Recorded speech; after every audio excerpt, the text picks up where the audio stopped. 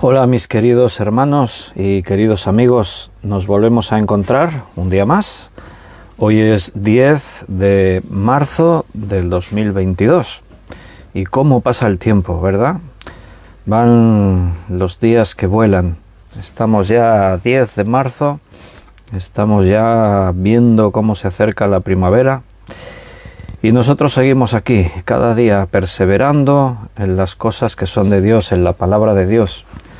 No podemos relajarnos, no podemos bajar nuestros brazos. Hay muchas distracciones a nuestro alrededor y estos tiempos son malos. Nos encontramos en un mundo realmente muy confuso. Y la palabra de Dios es la única que nos da luz, que nos ayuda a entender la situación, los tiempos, la que da sentido a nuestra vida.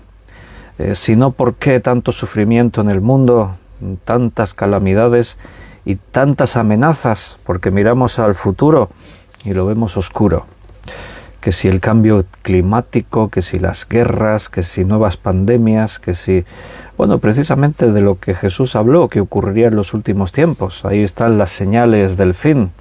Cuando dice allí en Génesis 24 y habrá terremotos, de hecho la expresión en el texto original insinúa catástrofes naturales, no solamente el hecho de terremotos, temblores de tierra, seísmos. Y se está cumpliendo lo que Jesús dijo, así que como la higuera cuando brota sabemos que el verano está cerca y ahora empiezan a brotar las higueras.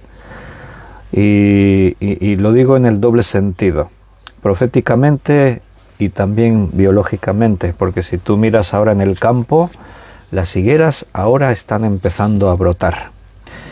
Y el Señor viene pronto. Sin duda, el predecir que vienen tiempos difíciles, a nadie nos gusta la idea. Pero en el fondo nos sentimos seguros, tranquilos en el Señor, porque sabemos que todo estaba anunciado, que esto tenía que ocurrir. Y está ocurriendo, así que estamos tranquilos en el Señor. Pero no podemos relajarnos. No podemos bajar nuestros brazos. Cuando estamos estudiando su palabra, cuando convivimos juntos, compartimos como iglesia, cuando llevamos vidas de oración, entonces nos fortalecemos en la fe. Los que lleváis muchos meses, algunos estáis ahí desde el principio, desde hace ya casi 2 años. El 17 de este mes, la semana que viene, el próximo jueves, hará precisamente 2 años justos que comenzamos a hacer un estudio bíblico todos los días. Y los que estáis ahí en todo este tiempo, seguro que habéis notado que la palabra de Dios ha producido cambios en nosotros. Rosario el domingo cuando estaba predicando lo decía, lo compartía, daba su testimonio, y es cierto. Yo mismo os puedo decir que no soy el mismo hoy que hace 2 años. El efecto que la palabra de Dios tiene en nosotros nos cambia, nos bendice, nos transforma. Y cuanto más te metes en ella, pues mejor. En este ministerio yo soy doblemente bendecido. Ya sé que os doy envidia, pero vosotros podéis hacer vuestra parte. Porque yo estoy aquí compartiendo 1 hora de estudio bíblico con vosotros, pero detrás de esta hora de estudio bíblico hay 1 hora o 2 o más de preparación. Entonces, por cada hora que tú estás aquí escuchando, yo he recibido el doble o el triple de bendición. Y te digo eso para estimularte a que no te conformes solamente con esto, con lo que tienes, sino que tú también por tu cuenta tengas tu tiempo de lectura de la Biblia, tengas tu tiempo de hablar con Dios, de meditar en sus cosas. Vamos a hacer una oración, porque hoy vamos a seguir en la Epístola a los Romanos, capítulo 4, y nos vamos a poner en sus manos para que el Señor sea quien nos dirija. Vamos a orar. Padre, muchas gracias por estar siempre con nosotros, por alentarnos, por animarnos, por exhortarnos, por corregirnos, por castigarnos, por todo lo que viene de ti, Señor, porque sabemos que tu amor inmenso en cada cosa que produce en nosotros siempre es bueno. Y estamos tranquilos y descansamos en tus manos, sabiendo que más allá de nuestras capacidades y nuestra fuerza, tú nos llevas. Tú eres quien está haciendo la obra. Como estábamos viendo ayer en el estudio de Génesis con la vida de Jacob, que al final no depende del que corre o del que quiere, sino de ti que tienes misericordia, pues así es en nuestra vida, es por tu misericordia que estamos aquí nosotros, un nuevo día. Podemos decir hasta aquí, tú Señor nos trajiste, nos acompañaste, y miramos al futuro y desde el punto de vista humano lo vemos todo muy incierto, todo muy confuso. Los tiempos son complicados para la fe, la frialdad se apodera de muchos de aquellos que se llamaban cristianos, pero confiamos en ti, Señor, descansamos en ti, y lo que podemos hacer, lo que está en nuestras manos es creer en ti y obedecer tu palabra. Y aquí estamos obedeciendo tu palabra porque tú nos has enseñado que necesitamos llenarnos de tu palabra, predicarla, enseñarla, leerla, y eso estamos tratando de hacer. Por eso buscamos tu dirección, para que todo lo que podamos decir y hablar y tratar en esta tarde venga de ti y sea para nuestra edificación. Bendice a todos mis hermanos que escucharán este estudio en algún momento. Guarda sus corazones, sus pensamientos, sus vidas, y haz en ellos tu voluntad. Te lo pedimos todo muy agradecidos en el nombre de nuestro Señor Jesucristo. Amén. Muy bien, queridos, pues aquí estamos, bienvenidos a todos. Ayer corté el estudio rápido porque teníamos la reunión de Romance Perpetuo y los hermanos ya estaban todos ahí, el grupo esperando, los matrimonios, las parejas estaban esperando. Y yo me animé aquí y estaba ahí enseñando y ya eran las 9 y yo no me di cuenta. Y me despedí así muy rápido, pero bueno, ahí estuvimos y ahí seguimos hoy. Romanos capítulo 4. Vamos a seguir en el versículo 15. Solo miro un momentito aquí en el chat en directo para ver los hermanos que han saludado en el directo. Y así vemos que estamos en directo y vemos que los hermanos están ahí participando en directo. Dolores ha escrito la primera: buenas noches, Dios derrame lluvia de bendiciones sobre su iglesia en el poderoso nombre de nuestro Señor Jesucristo, dice Dolores. Pues amén, que así sea. Paco y Rosario, buenas noches hermanos, que el Señor os bendiga mucho, un abrazo para todos, dice, para vosotros también, bendiciones y abrazos. Y Juan también estáis saludando, deseándonos que la paz y la gracia de nuestro Papá y de Jesús esté con todos nosotros también. Gracias, Juan, Dios te bendiga a ti también. Carmen Reyes, buenas noches a todos mis queridos hermanos, dice Carmen. Buenas noches, Carmen, y María Luisa también. Buenas noches, María Luisa. Bendiciones, el Señor nos bendice a todos. Juan Vázquez, buenas tardes. Juan, un saludo y abrazo para todos, gracia y paz, dice nuestro hermano Juan. Para ti también, Dios te bendiga. Ana Karina, buenas noches a todos, dice Ana Karina. Bendiciones, buenas tardes. Que allí en Ecuador es por la tarde todavía. Aquí ya está oscureciendo, aunque se notan que los días se alargan, ¿eh? Ahora ya hasta las 7 y pico hay luz de día. Benito, buenas noches, Benito, bienvenido. Ahí está también nuestro hermano José María, buenas tardes, José María. Y Cecilia está por ahí también, un abrazo para los dos. Yoli, Gaby, buenas tardes, noches, dice nuestros hermanos, bendiciones. Hoy estoy sola. Gaby está con quimio y no está muy bien. Pues le mandamos un abrazo muy fuerte a Gaby, después se lo transmites, Yolanda, y que sepa que estamos orando por él, que estáis en nuestros corazones, estamos ahí apoyando con todo. Sabemos que el tratamiento con quimioterapia es duro, es agresivo y afecta, así que estaremos orando. Ana Aliaga, buenas noches. Ana, Dios te bendiga, muchas bendiciones. Jacinta, buenas tardes, bendiciones también para ti. Walter, Dios te bendiga.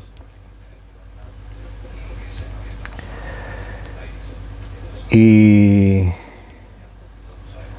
bueno, Yoli Gaby dice, me había equivocado y lo había escrito en el estudio de ayer. Ah, porque se conectó al estudio de ayer. Vale, ahora no entendía qué querías decir, ya lo entendí. Bien, un abrazo para todos. Tenéis vuestras Biblias preparadas en Romanos, capítulo 4. Vamos a leer el versículo 15. Pues la ley produce ira, pero donde no hay ley tampoco hay transgresión. Ahí vamos a continuar.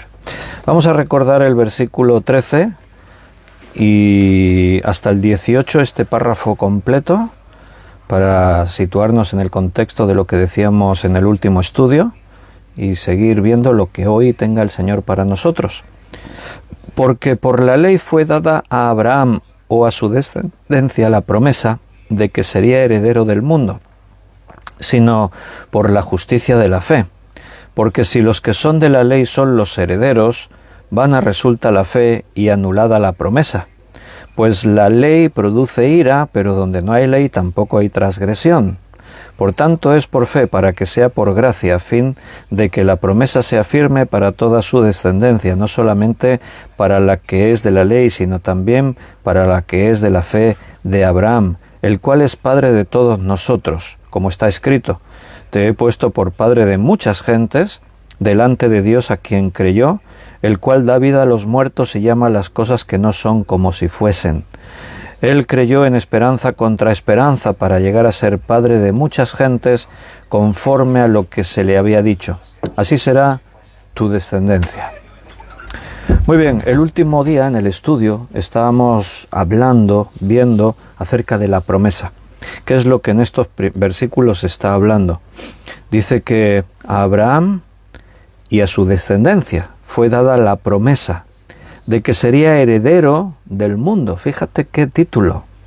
Heredero del mundo. ¡Wow! La palabra de Dios nos dice así a los creyentes, ya que, como ahora continúa diciendo, ya habíamos visto, nosotros somos hijos de Abraham. También, tú puedes ser hijo de Abraham mediante la carne, según el linaje, o puedes ser hijo de Abraham según la fe.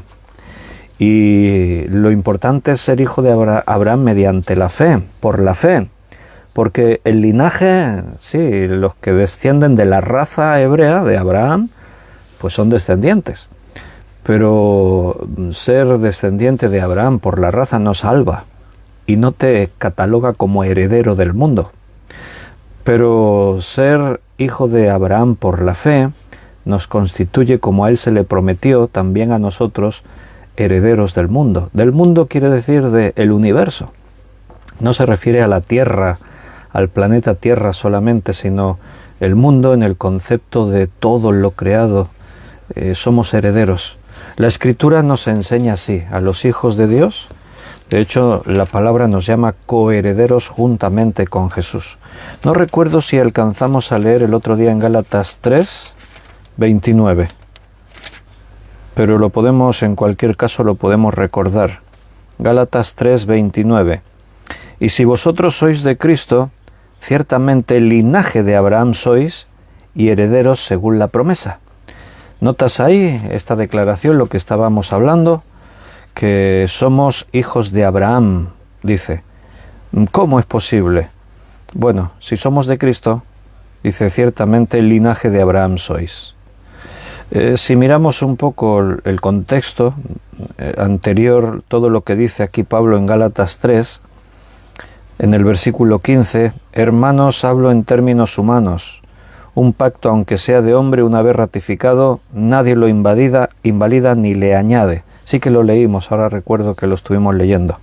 Ahora bien, a Abraham fueron hechas las promesas y a su simiente. No dice a sus simientes como si hablase de muchos, sino como de uno, y a tu simiente, la cual es Cristo. O sea, Dios, la promesa que le hace a Abraham, así Pablo lo explica aquí, él le dice que él sería heredero de todo, pero dice a él y a su descendencia, pero no dice tus simientes, sino tus simientes, refiriéndose a Cristo. Por eso al final de este pasaje dice, y si vosotros sois de Cristo, ciertamente linaje de Abraham sois, y herederos según la promesa. O sea que Dios le prometió a Abraham y a su simiente, a Cristo, que heredaría la tierra. Y si nosotros somos de Cristo, pues entonces también somos linaje de Abraham, hemos recibido la misma promesa. Y ahí continuamos en el versículo que nos toca hoy, versículo 15, que ya hemos leído, pues la ley produce ira, pero donde no hay ley tampoco hay transgresión. ¿Qué quiere decir eso de que la ley produce ira? ¿Qué entiendes tú? ¿Qué entendéis vosotros por esta declaración? Pregunto porque muchas veces cuando leemos las Escrituras, si tú te limitas solo a un lenguaje, a una lectura superficial, pues es posible que te quedes con un entendimiento superficial, no entiendas bien según qué cosas. A veces llegas a declaraciones como esta, por tanto, dice ahí, pues la ley produce ira. Y bueno, normalmente no te paras ahí a pensar, sigues leyendo y vas captando algunas cositas. Por eso es necesario que leas la Biblia, pero también es necesario que la escudriñemos juntos. Ayer cuando acabé el estudio así en seco, estábamos viendo el ejemplo en Nehemías, cuando allí Esdras y los levitas, los sacerdotes, estaban explicando la palabra de Dios al pueblo de tal manera que la entendiesen. Así estábamos ayer leyendo. Entonces es necesario que leamos la Escritura y que profundicemos en ella y la estudiemos. Y para eso el Señor también ha puesto ministerios en la Iglesia como pastores y maestros, para que enseñen la palabra y de esa forma la Iglesia sea edificada.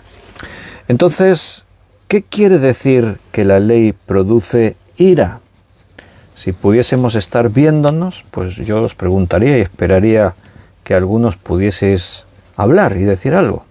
Aquí a veces yo lanzo preguntas y espero a ver si alguien escribe algo, pero entiendo que a lo mejor nadie está animado a escribir. Bueno, quiere decir que por el contexto, claro, si te fijas desde el versículo 13, porque no por la ley fue dada a Abraham o a su descendencia la promesa de que sería heredero del mundo, sino por la justicia de la fe.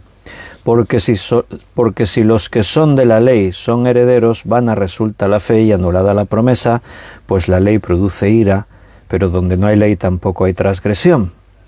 Está hablando, y si lees otras versiones lo entiendes perfectamente. En otras versiones dice que la ley produce castigo. Está hablando de la ira de Dios. La ley produce la ira de Dios. Es un lenguaje humano, recuerda, antropomórfico, para referirnos a Dios. No está hablando de la ira de Dios así, que Dios está airado así y fuera de control y lanzando... No. La ira de Dios habla de su justicia, del castigo, justo juicio. Y eso es lo que produce la ley, porque la ley trae en sí misma transgresión. O sea, dice, pero donde no hay ley tampoco hay transgresión. Pero como tenemos la ley produce juicio. ¿Por qué? Porque hay transgresión. ¿Qué quiere decir que donde no hay ley tampoco hay transgresión? ¿Es posible estar en algún lugar donde no haya ley? No, Pablo habla hipotéticamente. Si no hubiese ley no habría transgresión. Pero por cuanto hay ley, entonces se provoca la ira de Dios, el juicio, el castigo de Dios. Lo que quiere decir ahí es que no puede existir una cosa sin la otra. Si hay ley, hay transgresión. No solo en este versículo, hemos venido viéndolo. O sea, en todo este contexto de lo que estamos estudiando, Pablo está desarrollando ampliamente estos conceptos, estas ideas, doctrina pura, es lo que estamos estudiando. A veces creemos que ya lo sabemos todo de la salvación, ¿verdad? Sí, yo sé la doctrina de la salvación, ya me la conozco. Cree en Jesucristo y eres salvo. No, pero Pablo, fíjate que está argumentando muchas cosas acerca de la justificación, del castigo, de la promesa, la gracia, la redención, todo tiene que ver con la salvación, y cuando la Biblia nos enseña esto es por algo. No es suficiente, porque si no tu fe está muy débil, O sea, no tienes todos los argumentos. Si tú te quedas solo con la idea de creo en Jesucristo, soy salvo, no necesitas entonces estar estudiando todo lo que estamos estudiando. Pero ¿por qué Romanos desarrolla todo eso? ¿Por qué el Espíritu Santo inspiró a Pablo para que aportase tanta información y nos llevase a toda esta enseñanza? Porque nuestra fe tiene que estar bien fundamentada sobre la sana doctrina. Cuando tú conoces todos estos principios, tienes todos los pilares que van a sostener bien tu fe. Y de esa forma, cuando recibas ataques de falsas enseñanzas, de cosas del mundo, tu fe estará bien fundamentada en todo lo que la palabra de Dios dice. Entonces la ley produce ira, produce el castigo, el juicio de Dios, porque donde no hay ley tampoco hay transgresión. O sea, no puede existir la una sin la otra. Si hay ley, hay transgresión. Todos han pecado. ¿Qué quiere decir entonces? El otro día nos planteamos algunas dudas existenciales. ¿Y por qué Dios nos dio la ley? ¿Por qué Dios le dijo a Adán y Eva, no comeréis del árbol de la ciencia del bien y del mal? Ahí se estableció la primera ley. ¿Por qué? ¿No habría otro camino? El hombre tenía que ser libre, sí, eso lo entendemos. El principio del libre albedrío. Si no hay una opción de desobediencia, entonces no hay libertad. Pero no pudo haber otra fórmula. Bueno, pues parece que no. Sería como cuestionarle a Dios que Él no lo hizo del todo correcto, que podría haberlo hecho mejor. Y te aseguro que las cosas que Dios ha hecho son lo mejor en todos los casos. O sea, ¿por qué? Porque Dios es perfecto, es omnisciente, omnipotente, omnipresente, todopoderoso. O sea, Dios es absoluto en todos sus atributos, en santidad, en amor, en justicia. Entonces lo que Dios hace siempre es lo mejor. Y el vaso del alfarero no le va a decir al alfarero, ¿por qué me has hecho así? Podías haberlo hecho mejor, ¿verdad que no? Si Dios lo dejó establecido de esta forma, fue por algo. Y estamos bendecidos y donde queríamos estar, porque hemos creído en Jesucristo, nuestra fe nos ha permitido recibir su gracia, hemos sido justificados, hemos recibido la promesa, ahora somos hijos de Dios y herederos del universo. La obra de Dios es perfecta, es completa. De otra forma, ¿cómo podríamos haber llegado donde estamos? A decir yo soy hijo de Dios. Todos los hombres han pecado. La ley lleva a la transgresión. Dios cuando le dijo a Adán y Eva no comeréis, Dios no tenía la esperanza de que Adán y Eva no comieran. Él sabía que comerían. Él sabía que desobedecerían. Pero estamos en el plan de Dios, no te olvides. Dios no obligó a Adán y Eva a pecar, no estoy diciendo eso. Estoy diciendo que Dios sabía todo lo que iba a ocurrir y como Él es todopoderoso, aunque sabía que esto iba a ocurrir, Él pudo hacerlo de todas formas porque tenía la solución. Nosotros no podríamos haber hecho eso. Si yo sé que haciendo esto moriré yo y todos mis descendientes, y que no tendré en mis manos la capacidad de arreglar ese problema, entonces no podría haberlo hecho. No soy todopoderoso.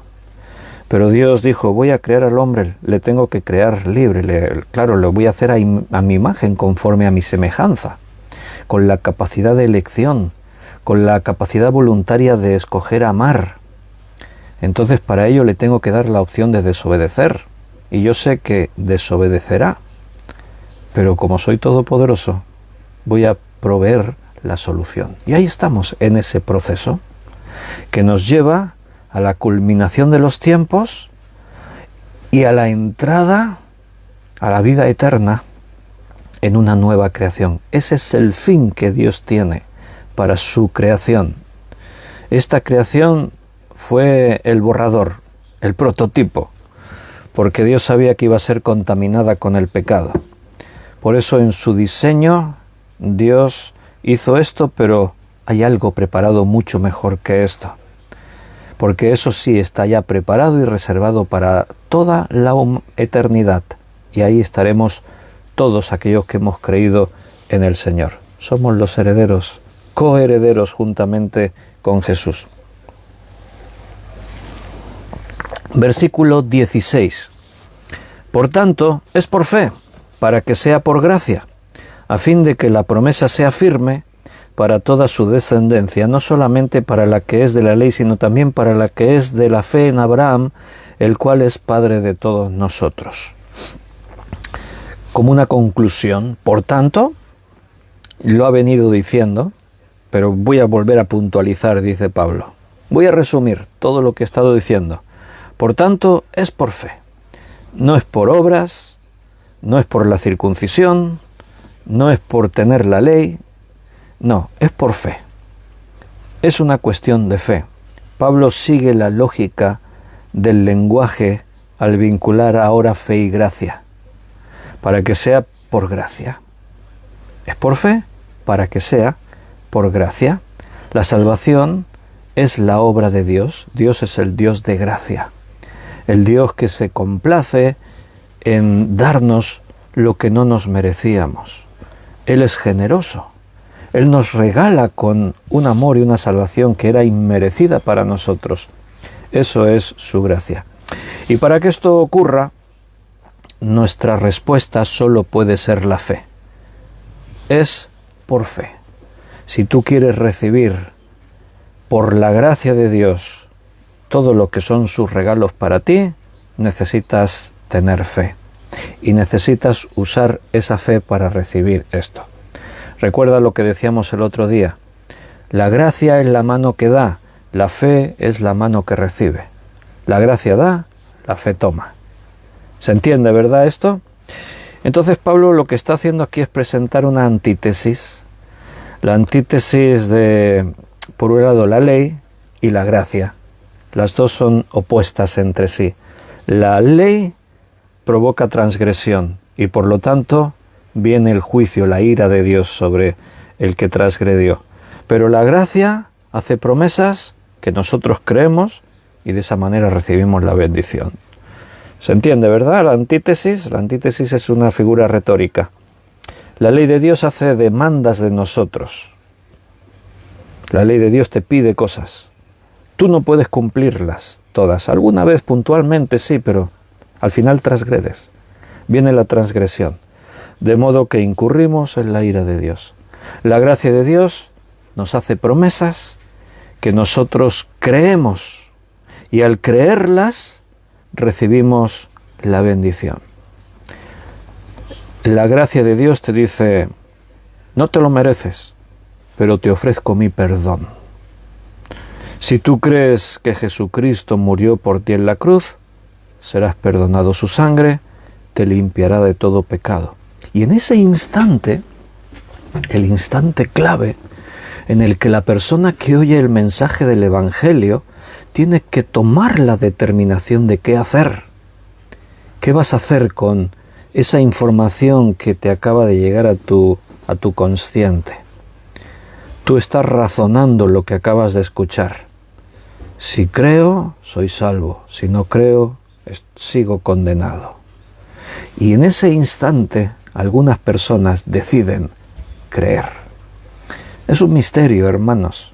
Piensa un momento en tu conversión, en tu proceso de salvación. Piénsalo. Para algunos de vosotros, seguramente fue un momento clave. Un instante en el que estabas confrontado con ese mensaje y tuviste que decidir, voy a creer.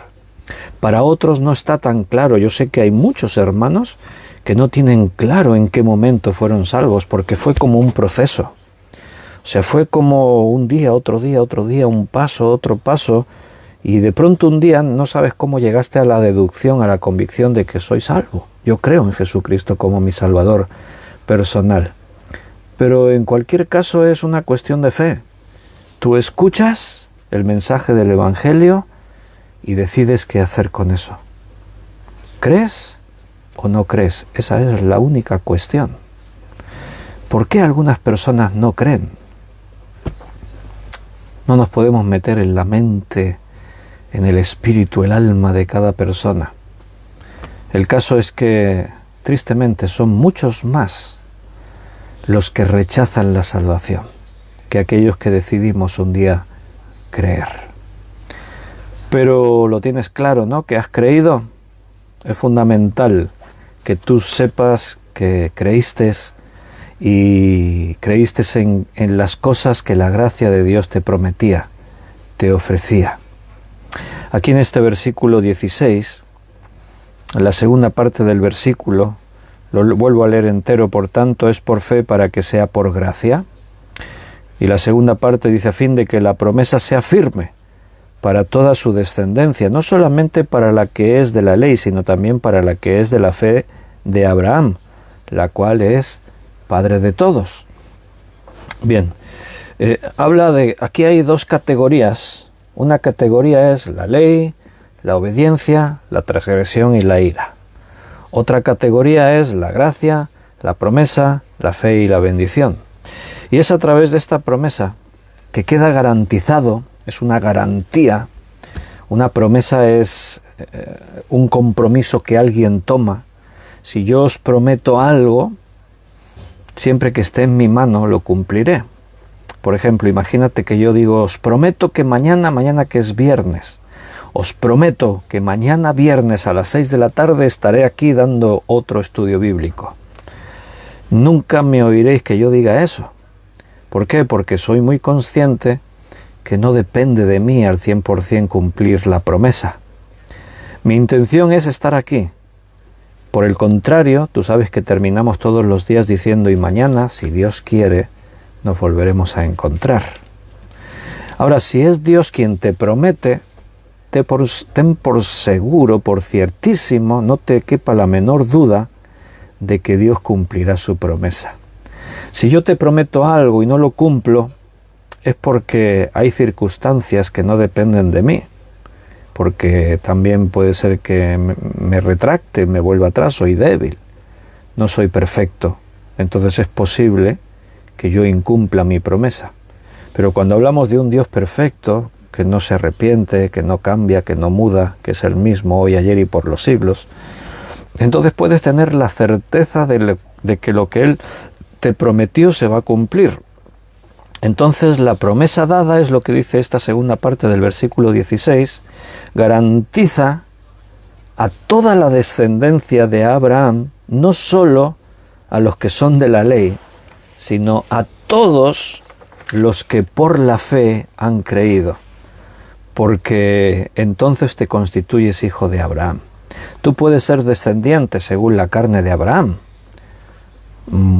Todo el pueblo judío es descendiente de Abraham, pero lo que importa es los que son descendientes según la fe, y ahí hay judíos y hay gentiles. No todos los judíos han creído en la misma fe que Abraham tenía. Si tú hablas con el pueblo judío, todos te van a decir que ellos tienen la misma fe que Abraham, te lo van a decir. Jesús se encontró con ese conflicto cuando hablaba con los judíos. Tuvo confrontaciones muy duras con ellos. En una ocasión Él les dijo, vosotros sois de vuestro padre el diablo.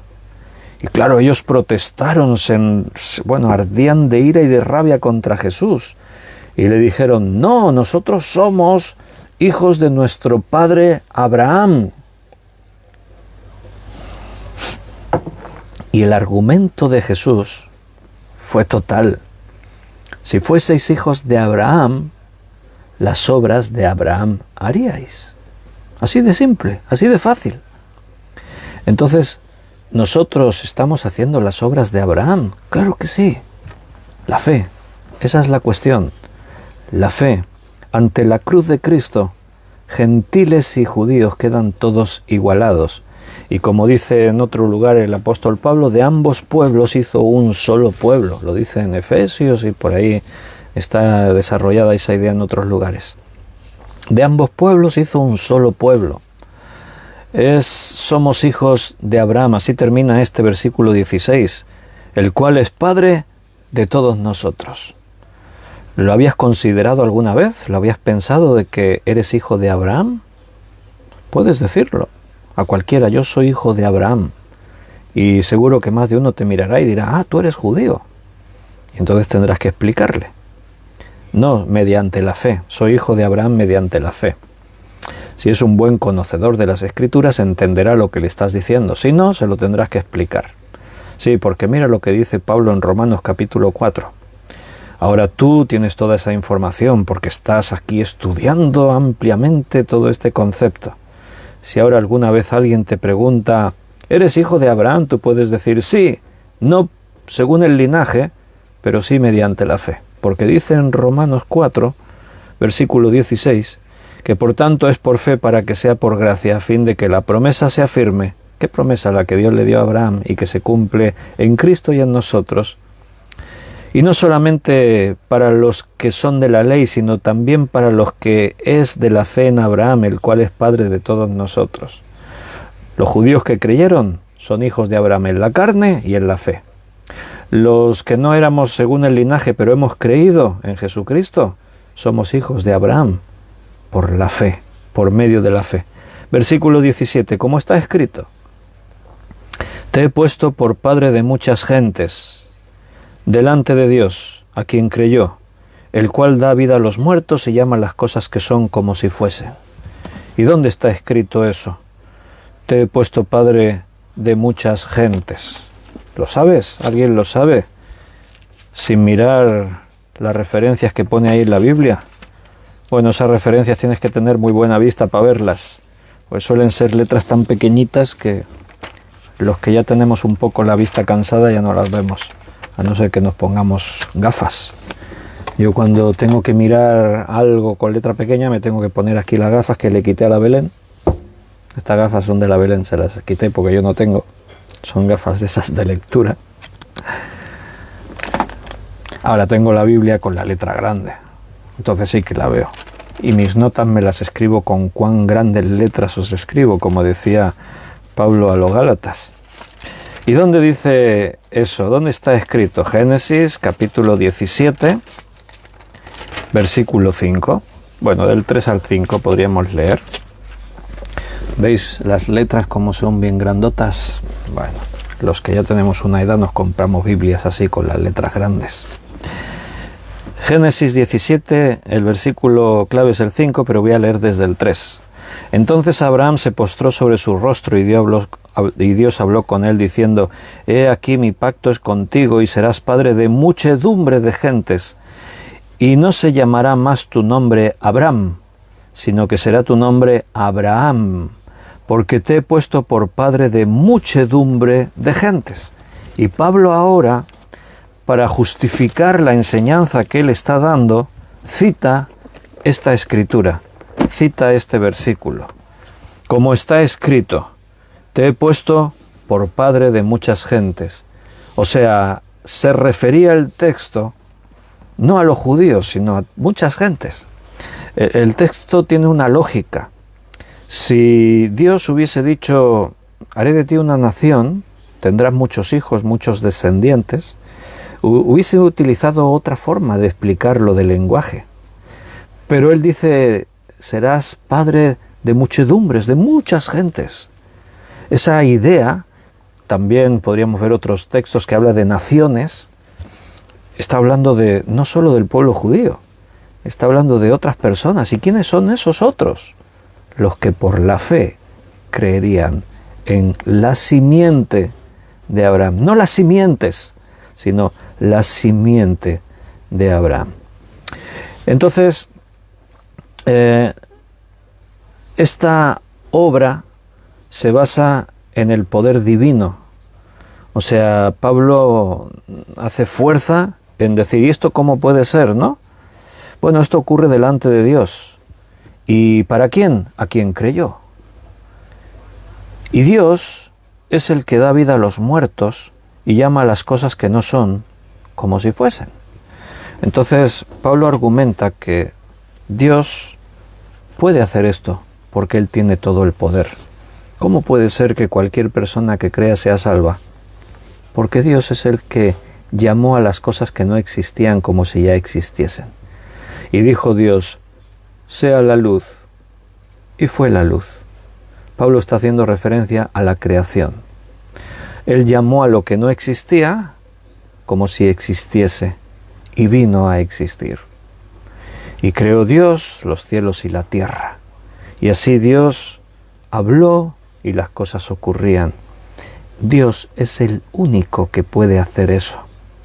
Ni Satanás, ni los ángeles creados, ni los hombres, ni siquiera los más listos. En la tierra, lo que existe es lo que Dios creó. El otro día estábamos hablando, cuando salimos de la iglesia estaba lloviendo, y mi hijo Daniel preguntó, ¿y toda este agua que cae, a dónde se va?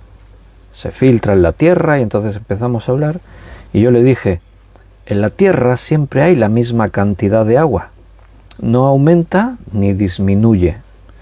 Toda el agua, tú dices, es que cuando se seca desaparece el agua, no, simplemente se evapora, el agua no desaparece. Hay una ley científica que dice que toda materia ni se crea ni se destruye, se transforma. Nada aparece de la nada y nada se desintegra por completo. O sea, la materia que hay es la que hay, es la que Dios creó. Lo que hace el hombre, dices, pero el hombre crea cosas, sí, pero utilizando la materia prima, lo que Dios hizo. O sea, el hombre no es capaz de crear de la nada. El hombre no tiene un vacío absoluto y utilizando la fórmula que sea, consigue crear algo. No, eso no existe. El hombre ha desarrollado la capacidad creativa de Dios. ¿Por qué? Porque hemos sido creados a su imagen conforme a su semejanza. Y tenemos esa capacidad de saber crear cosas, pero no la capacidad de Dios de llamar a las cosas que no son como si fuesen. Eso solo lo puede hacer Dios. Satanás tiene poder, sí, claro, más que los seres humanos. Los ángeles de Dios tienen más poder que nosotros. Pueden hacer cosas que nosotros no hacemos. Un solo ángel mató a decenas de miles. Pero no pueden crear de la nada. No pueden decir algo y que ocurra algo que no existía y de pronto existió. Entonces, el Dios que ha dicho que somos herederos, que somos hijos de Dios, que somos por lo tanto hijos de Abraham por la fe en la gracia de Dios, es el Dios que creó todo de donde no existía. Pero también dice que es el que da vida a los muertos, resurrección y creación. Porque una cosa es hablar de la creación y otra cosa es en la creación, y por culpa del pecado, todos morimos. Pero Dios tiene el poder de resucitar. Y la demostración de ese poder no solo es cuando en la Escritura existe el testimonio de algún milagro de resurrección, como cuando el propio Jesús resucitó a muertos, o incluso a un hombre que llevaba 4 días sepultado, Lázaro, o algunos cristianos que pudieron también ser usados por Dios para resucitar, como el otro día veíamos en Hechos que Pablo oró y Tíquico, aquel joven, resucitó. No, a lo que se está refiriendo es a la resurrección de Jesús, porque todos estos que resucitaron volvieron a morir. Era una resurrección incompleta. Pero cuando Cristo resucitó, la Biblia le llama el primogénito de entre los muertos. El primogénito, el primero que resucitó. ¿A qué se refiere si antes ya habían resucitado otros? No, se refiere para vida eterna. Cristo venció la muerte y resucitó para la eternidad. Por eso aquí dice el que da vida a los muertos. El Dios Todopoderoso, el que da vida a los muertos, el que crea las cosas de donde no existen, llama las cosas que no son como si fuesen. Él es el que nos ha dado su gracia y nosotros, usando la fe, hemos recibido el título de hijos de Abraham y por lo tanto hemos recibido la promesa de la que hablábamos el último día en el estudio. Y sigue en el versículo 18. Él creyó en esperanza contra esperanza. ¿A quién se refiere? Él creyó. Está hablando de Abraham. Abraham creyó en esperanza contra esperanza para llegar a ser padre de muchas gentes, conforme a lo que se le había dicho, así será tu descendencia.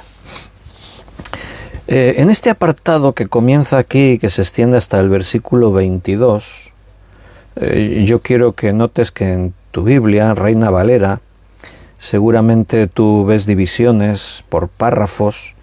Tú verás que en el versículo 13 hay un título que pone la promesa realizada mediante la fe, y esto llega hasta el versículo 25, pero nosotros estamos profundizando más, por lo tanto hacemos subdivisiones dentro de lo que es el párrafo, y entonces aquí se abre un apartado, versículo 18 al 22, en el que se está presentando la fe como algo razonable, no una fe ciega, sino basada en la razón. Y esto puede sorprender a muchos, que consideran que fe y razón son incompatibles. Fe es creer más allá de que puedas comprender. Y en eso hay parte, hay algo cierto en eso, pero no exactamente así.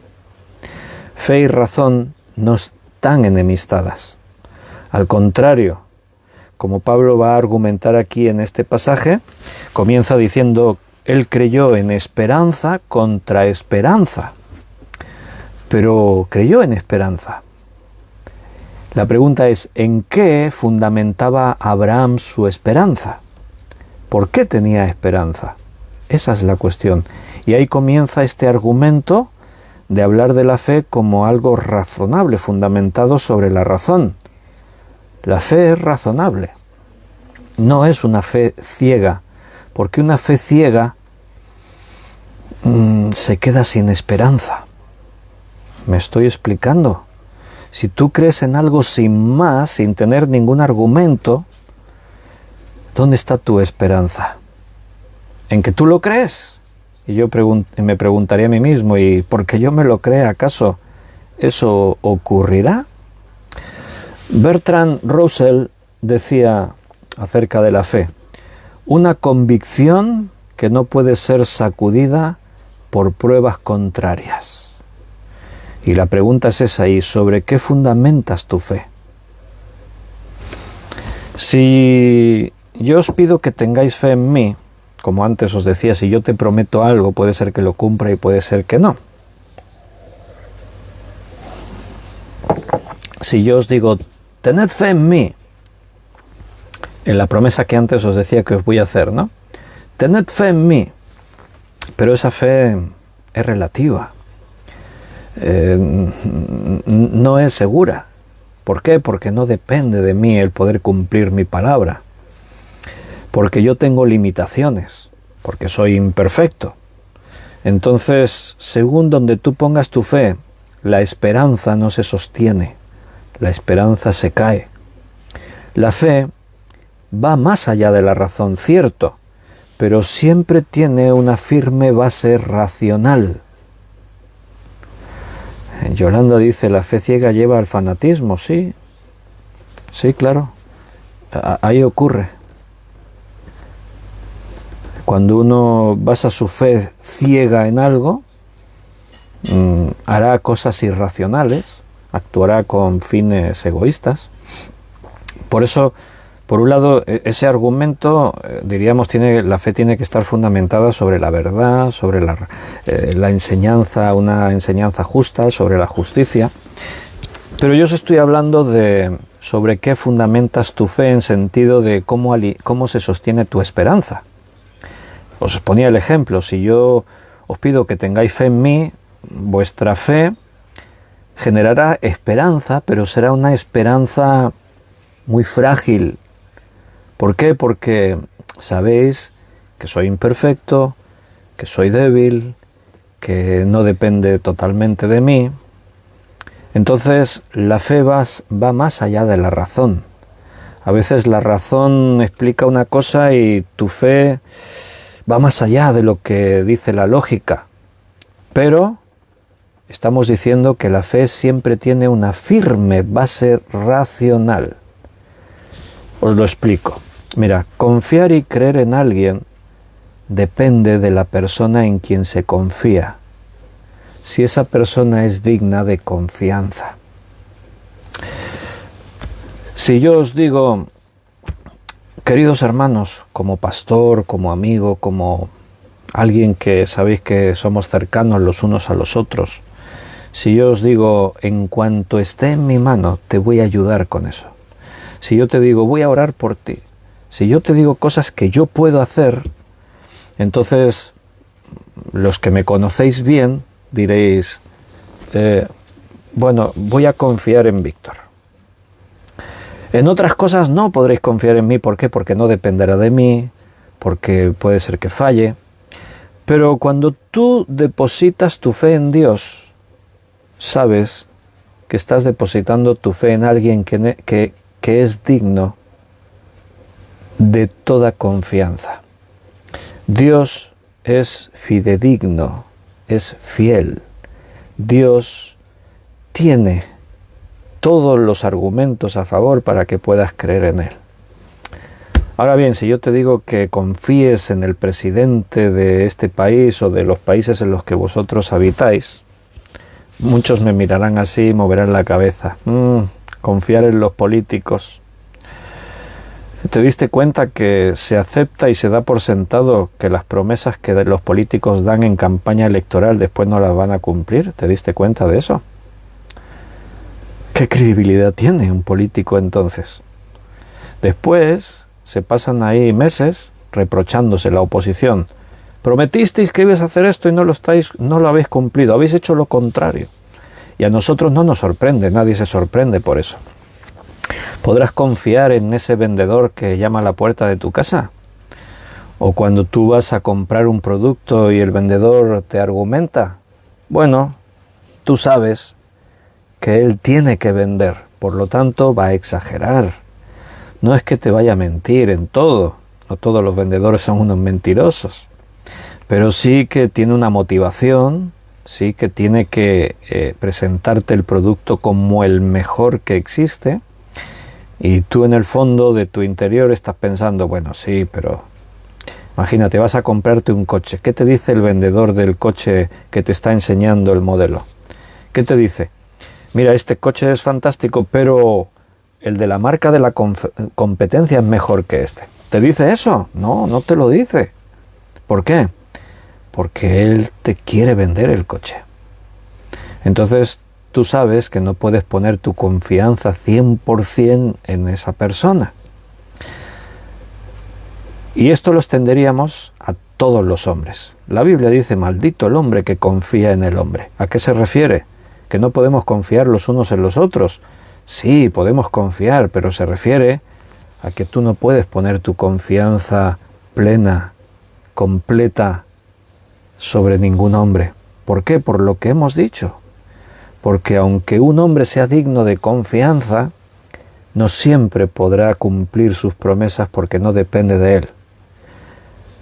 Así que llegaríamos al argumento, no hay nadie más confiable que Dios. Te puedo decir, hermano, en Dios se puede confiar. Y Abraham, porque está hablando de Abraham el texto, él creyó en esperanza contra esperanza. ¿La contraesperanza cuál era? Bueno, pues que Dios me ha prometido que voy a tener un hijo con Sara.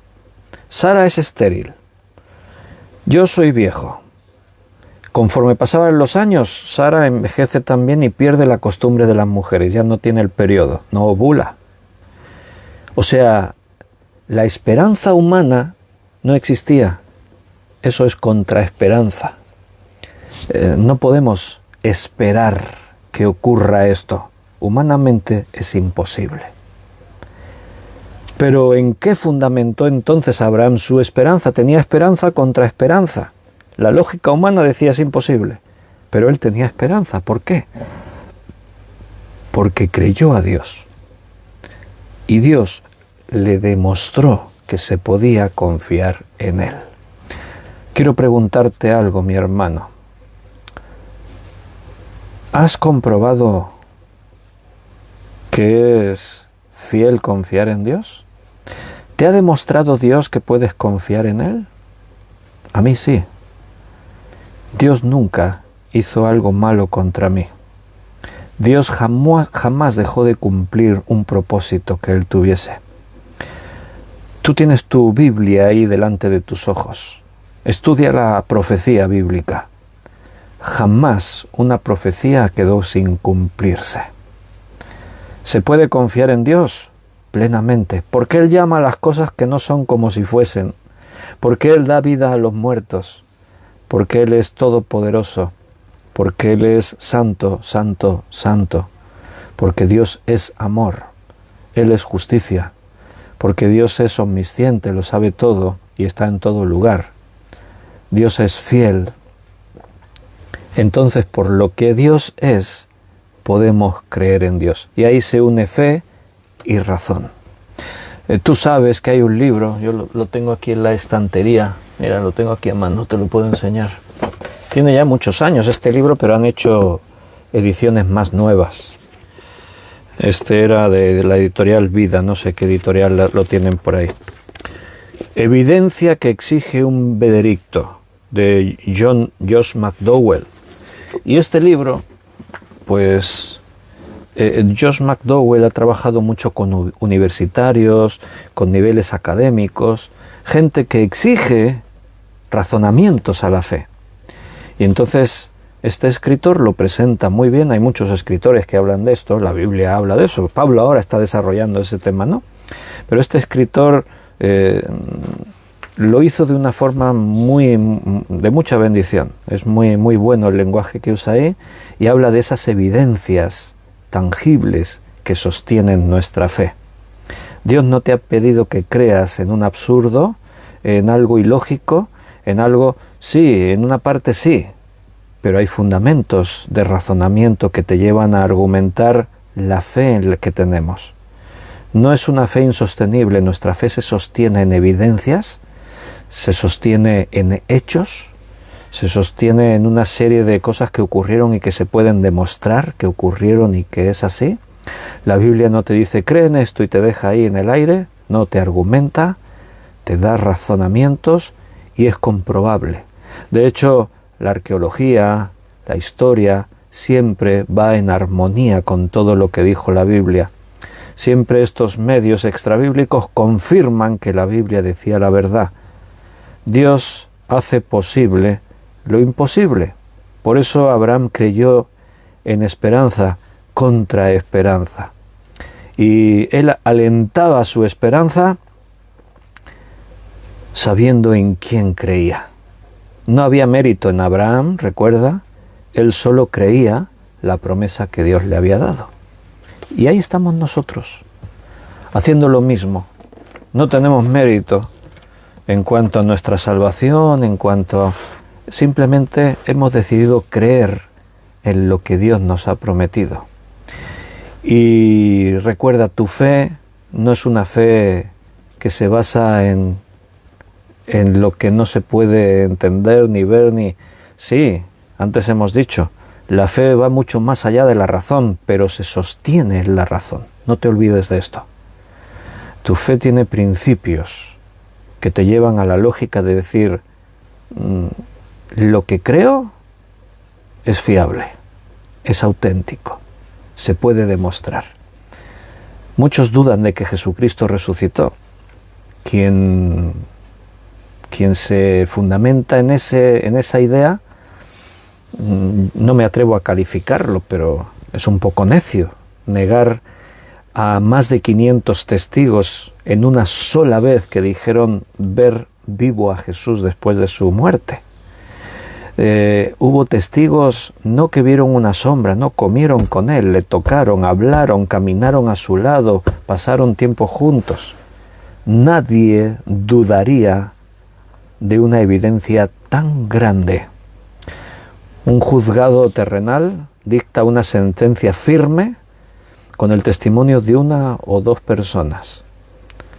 ¿Qué tribunal humano se atrevería en negar el testimonio de cientos de personas con argumentos tan aplastantes de que estuvieron con Jesús y estaba totalmente vivo, a la vez que tenía un cuerpo sorprendente, aparecía, desaparecía, se elevó hacia las nubes volando, desapareció de la vista de ellos? Queridos hermanos, lo vamos a dejar aquí porque se nos cumplió nuestro tiempo de estudio bíblico. Y dejamos atrás ya este día jueves. Mañana viernes 11 de marzo tendremos otro estudio bíblico. Bueno, la mayoría ya le habéis felicitado a Belén, a mi esposa, que hoy cumple años. Está joven, no voy a decir la edad, pero está más joven que yo. Pero ahí está, cumpliendo años, así que desde aquí, claro, yo la felicito de otra manera, pero desde aquí pues felicidades. Y nos vemos mañana, si Dios quiere, a las 6 de la tarde, acuérdate, porque los viernes estamos antes. 6 de la tarde, hora de España, estaremos estudiando un poquito más. Un abrazo muy fuerte, mis queridos hermanos, y si Dios quiere, nos vemos mañana.